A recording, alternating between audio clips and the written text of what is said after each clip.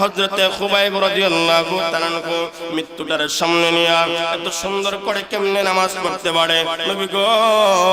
হযরতে খুবাইবের নামাজটা আমার দিলটাকে পরিবর্তন করে দিছে। ওগো নবীজি আপনি শুনেন, বারবার আমার চেহারার মধ্যে, আমার চোখের মধ্যে খুবাইবের নামাজটা ভেসে উঠতেছে। বিছানার মধ্যে যখন পিঠটা লাগাইলাম ঘুমতে আসে না, আমার চোখের মধ্যে খুবাইবের নামাজটা ভাসতেছে।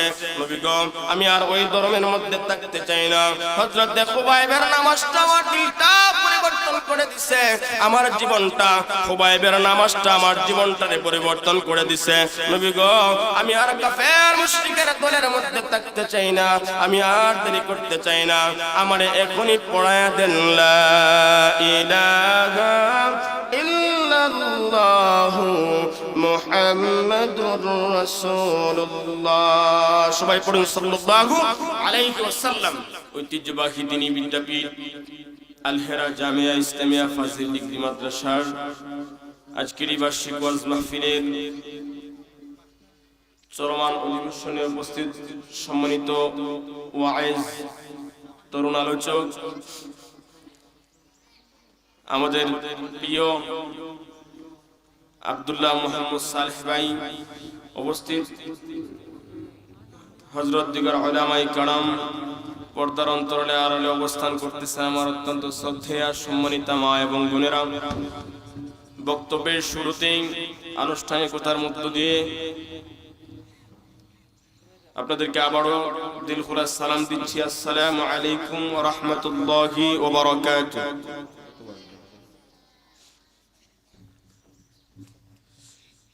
সময় অত্যন্ত সংক্ষিপ্ত, আমার প্রিয় ভাই আলোচনা করবেন।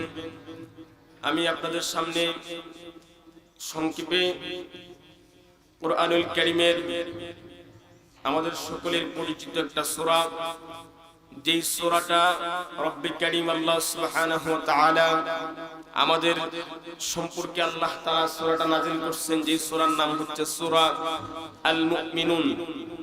মুমিন এর বহুবচন হচ্ছে মুমিনুন, অর্থাৎ আল্লাহ তাআলা মুমিনদের সম্পর্কে আল্লাহ তাআলা এই সূরাটা নাযিল করেছেন।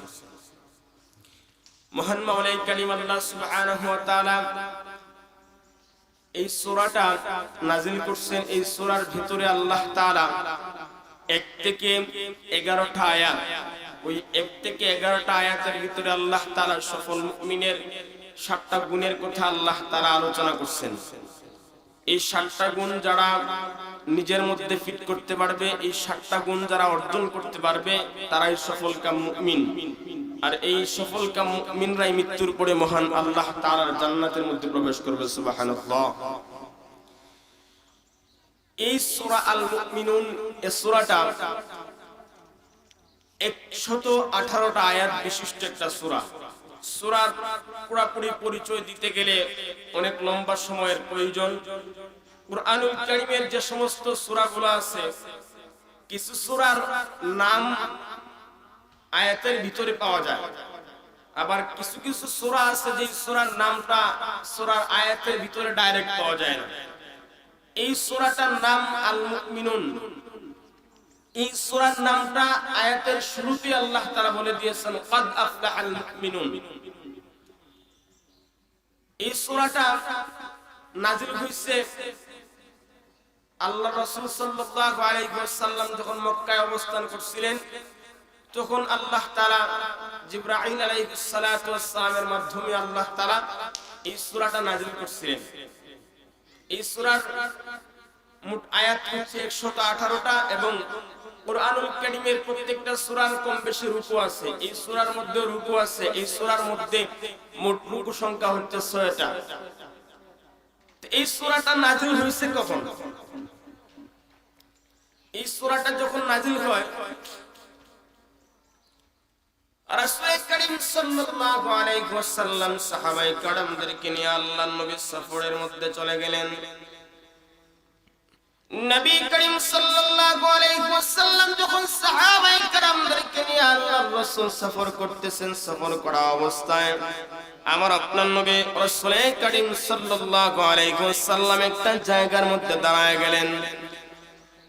সাহাবায়ে কেরামরা বুঝতে পারলেন রাসূল আকরাম সাল্লাল্লাহু আলাইহি ওয়াসাল্লাম যে জায়গার মধ্যে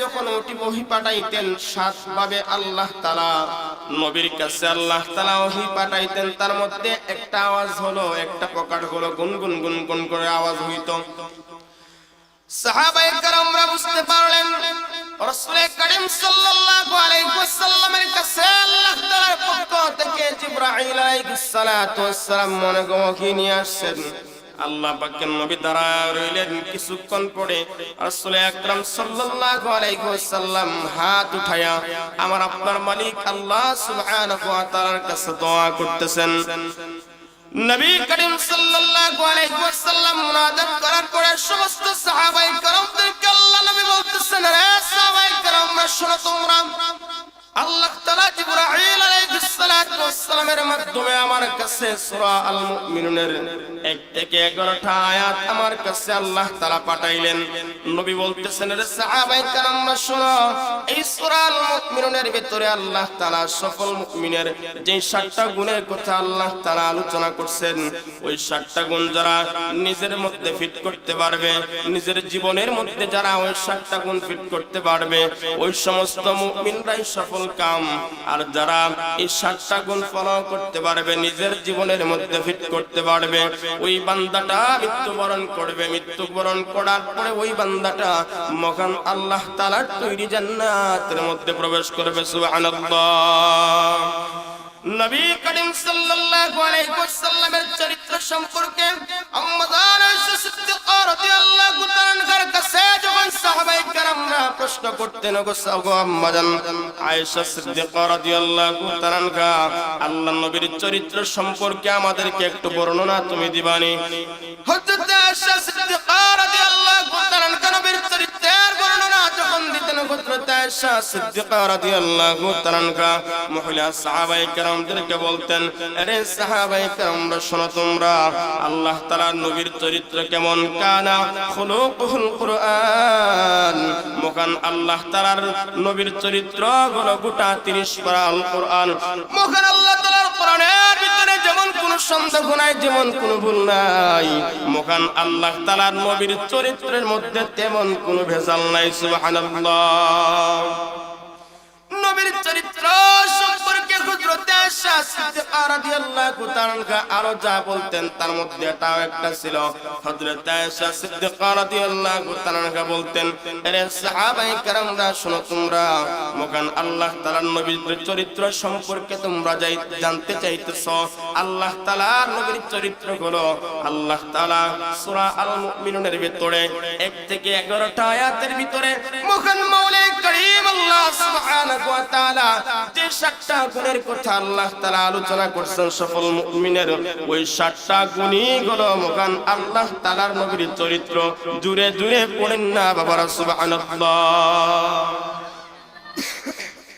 আল্লাহ রাসূলের চরিত্র সম্পর্কে যখন হযরত আয়েশা রাদিয়াল্লাহু তাআলা বর্ণনা দিতেন এটা বলতেন যে আল্লাহ তাআলা যে সফল মুমিনের 7টা গুণের কথা আলোচনা করছেন ওই 7টা গুণ আল্লাহ তাআলার নবীর চরিত্র তো আল্লাহ তাআলা এই 7টা গুণের সম্পর্কে যে আলোচনা করতেছেন আল্লাহ প্রথমে বলতেছেন কাদ আফলাহাল মুমিনুন যে মুমিনরা সফলকাম এখন মুমিনরা যে সফলকাম আল্লাহ তাআলা প্রথমে ব্যবহার করেছেন কাদ এই কাদ শব্দটা আসে ফিলে মাযির শুরুতে এই কাদ যখন যুক্ত হওয়ার পরে নিশ্চয়তার অর্থ প্রদান করে আল্লাহ তাআলা বলতেছেন কাদ আফলাহাল মুমিনুন যে মুমিনরা সফলকাম আফলাহ শব্দের অর্থ হচ্ছে সফলতা এখন আল্লাহ তাআলা যে সফলতার কথাটা বর্ণনা করতেছেন এই সফলতাটা কেমন সফলতা আমরা যদি দুনিয়ার দিকটা চিন্তা করি দুনিয়ার একটা সফলতা আছে ওই সফলতাটা মৃত্যুবরণ করবে তার সফলতা দুনিয়াতেই থেকে যাবে ওই সফলতা কবরে যাবে না মেম্বার নির্বাচন করা হইছে মেম্বার সাহেব নির্বাচন করার পরে ওয়ার্ডের প্রতিনিধি মেম্বার হইছেন মেম্বার হওয়ার পরে উনি প্রতিনিধি উনি জনপ্রতিনিধি মেম্বার কিন্তু উনি সফল হইছেন নির্বাচন করার পরে এখন উনি যদি মারা যান উনার মেম্বারে কিন্তু দুনিয়াতেই থেকে যাবে নাকি আপনাদের কি মনে হয় এই মেম্বারে কি উনি কবরে নিয়ে যেতে পারবেন কবরে নিতে পারবেন না দুনিয়ার সফলতাটার আল্লাহ তাআলা যে সফলতার কথাটা আল্লাহ নিজে বলতেছেন কাদ আফলাহাল মুমিনুন নিশ্চয় মুমিনরা সফলকাম দুনিয়াতে আপনি সফল হইলেন। একটা ছাত্র যখন জেডিসি পরীক্ষা দেন, জেডিসি পরীক্ষা দেওয়ার পরে ওই ছাত্রটা জেডিসি পরীক্ষা দেওয়ার পরে সে নবম শ্রেণীতে উঠে সেও কিন্তু সফল হয়েছে। ছাত্র যখন এসএসসি পরীক্ষা দেয়, এসএসসি পরীক্ষা দেওয়ার পরে যখন সে পাশ করে সেও কিন্তু সফল হয়ে গেছে।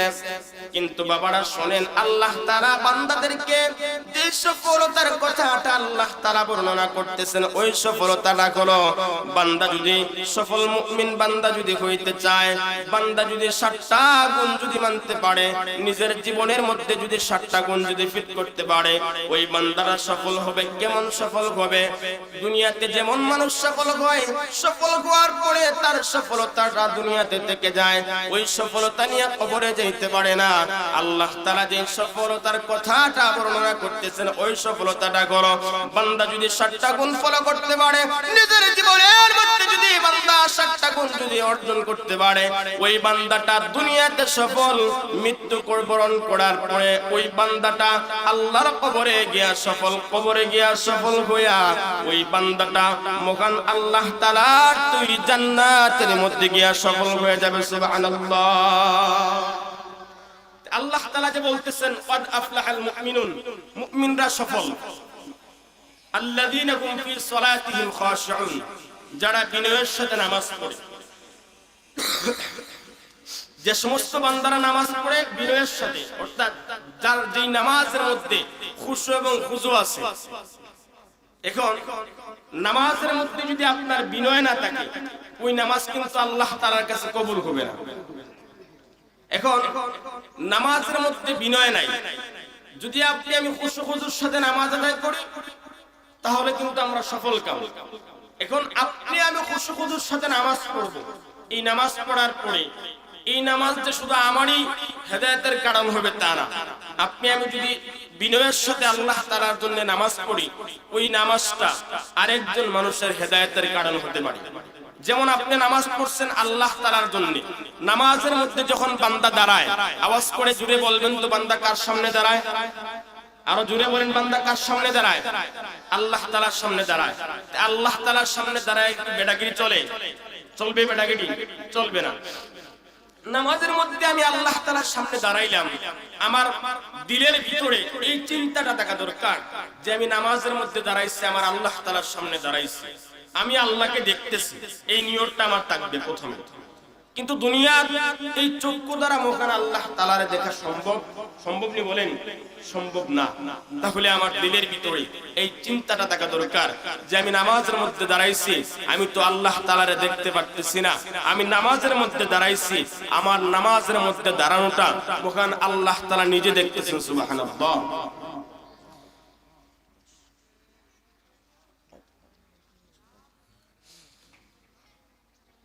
তো নামাজ যদি বিনয়ের সাথে পড়া হয়, ওই নামাজটা আরেকজনের হেদায়েতের কারণ হতে পারে। এই ঘটনাটা বলে আমার সংক্ষিপ্ত আলোচনা শেষ করব ইনশাআল্লাহ। রাসূল করিম সাল্লাল্লাহু আলাইহি ওয়াসাল্লামের একজন সাহাবী, যে সাহাবীর নাম হলো হযরতে খুবাইব রাদিয়াল্লাহু তাআলা আনহু। নবীর সাহাবী খুবাইব রাদিয়াল্লাহু তাআলা আনহুর ঘটনা যদি আপনাদের সামনে উপস্থাপনা করি, আপনারা বুঝতে পারবেন। নবী করিম সাল্লাল্লাহু আলাইহি ওয়াসাল্লামের সাহাবী হযরতে খুবাইব রাদিয়াল্লাহু তাআলা আনহু, ইসলামের দুশমনেরা, কাফের বেঈমানেরা হযরতে খুবাইব রাদিয়াল্লাহু তাআলা আনহুকে যখন গ্রেফতার করে ফেলল, হাতের মধ্যে রশি লাগায়া হ্যান্ডকাপ পরায়া হযরতে খুবাইব রাদিয়াল্লাহু তাআলা আনহুকে কাফের বেঈমানেরা ধরে নিয়ে যাইতেছে হত্যা করার জন্য। হযরতে খুবাইব রাদিয়াল্লাহু তাআলা আনহুকে ধরার পরে ইসলামের দুশমনেরা, কাফের বেঈমানেরা হযরতে খুবাইবকে ধরে নিয়ে যাইতেছে মিছিল দিয়া। হযরতে খুবাইবকে যখন তানঈম প্রান্তরের দিকে নিয়ে যাওয়া হইতেছে, হযরতে খুবাইব রাদিয়াল্লাহু তাআলা আনহুকে যখন হত্যা করা হবে, হযরতে খুবাইব রাদিয়াল্লাহু তাআলা আনহুকে কাফের বেঈমানেরা, ইসলামের দুশমনেরা বলতেছে, রে খুবাইব তুমি শোনো, তোমারে আমরা হত্যা করে ফেলব, মৃত্যুবরণ করার পূর্বে তোমার জীবনের শেষ কোনো আশা যদি তাকে আমাদের কাছে বলো, আমরা তোমার জীবনের শেষ আশাটা পূরণ করার চেষ্টা করব। হযরতে খুবাইব রাদিয়াল্লাহু তাআলা নবীর সাহাবী বলতেছেন, রে ভাইরা শোনো, তোমরা মৃত্যুবরণ করার পূর্বে আমার জীবনের শেষ কোনো চাওয়া নাই, তবে মৃত্যুবরণ করার পূর্বে আমার যে চাওয়াটা হলো ওই চাওয়াটা হলো আমার মালিক আল্লাহ রব্বুল আলামিনের জন্য আমি খুবাইব 2টা রাকাত নামাজ আমি আদায় করতে চাই। সুবহানাল্লাহ। ইসলামের দুশমনেরা কাফের বেঈমানেরা হযরত খুবাইবকে যখন নামাজ পড়ার অনুমতি দেওয়া হলো, হযরত খুবাইব রাদিয়াল্লাহু তাআলা আল্লাহ তাআলার সামনে যখন নামাজের মধ্যে দাঁড়াইলেন, নামাজের মধ্যে দাঁড়ানোর পরে হযরত খুবাইব রাদিয়াল্লাহু তাআলার চেহারার ভিতরে মৃত্যুর কোনো ছাপ দেখা যাইতেছে না। ইসলামের দুশমনেরা কাফের বেঈমানেরা যে হযরত খুবাইবকে হত্যা করে ফেলবে, হযরত খুবাইবের চেহারার ভিতরে মৃত্যুর কোনো ভয় নাই। হযরত খুবাইব রাদিয়াল্লাহু তাআলা মৃত্যুটার সামনে নিয়ে মহান আল্লাহ তাআলার সামনে দাঁড়ায় গেলেন।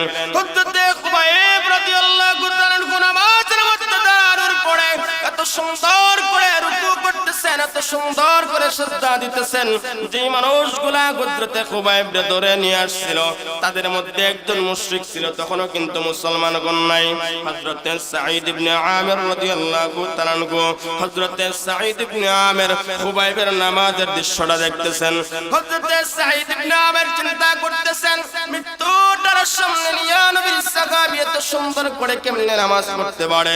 হযরত সাঈদ ইবনে আমির বারবার চিন্তা করতেছেন এ কেমন মানুষ, এ কেমন নবীর সাহাবী মৃত্যুটার সামনে নিয়ে এত সুন্দর করে কেমনে নামাজ পড়ে। হযরত সাঈদ ইবনে আমিরের দিলটা আস্তে আস্তে পরিবর্তন হয়ে যাইতেছে খুবাইবের নামাজের দৃশ্যটা দেখে। হযরত সাঈদ ইবনে আমির দৌড়ায় বাড়ির মধ্যে চলে গেলেন।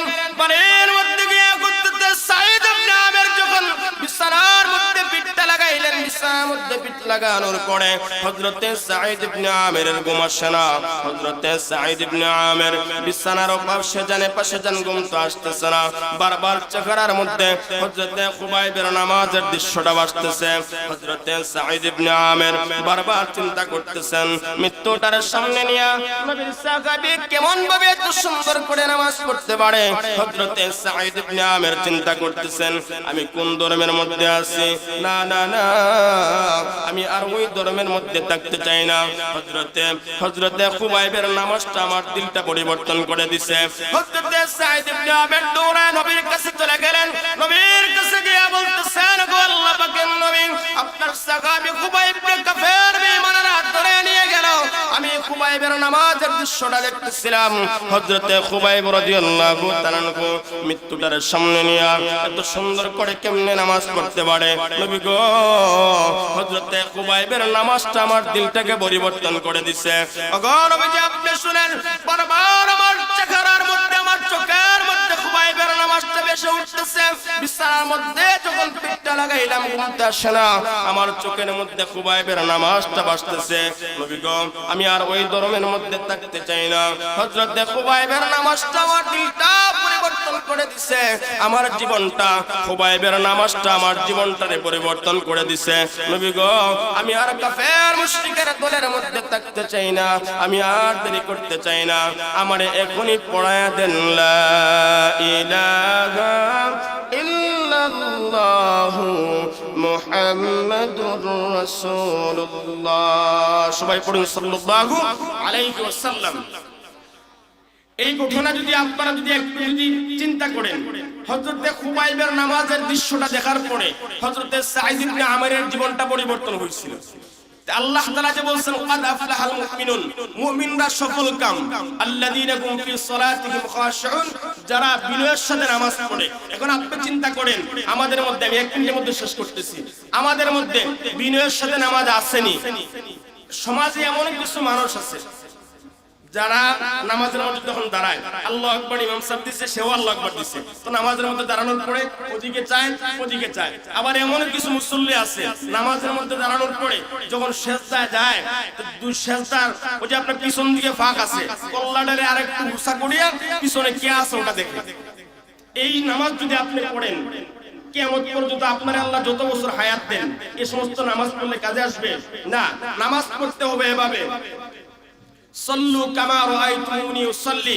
নবী সাল্লাল্লাহু আলাইহি ওয়াসাল্লাম আমাদেরকে যেভাবে নামাজ শিক্ষা দিয়েছেন, আল্লাহ তাআলা আমাদের সবাইকে মৃত্যুর আগ পর্যন্ত পাঁচ ওয়াক্ত নামাজ বিনয়ের সাথে খুশু খুশুর সাথে আদায় করার তৌফিক আল্লাহ তাআলা দান করুক। আমিন সুম্মা আমিন। মা আসসালাম। আসসালামু আলাইকুম ওয়া রাহমাতুল্লাহি ওয়া বারাকাতুহু।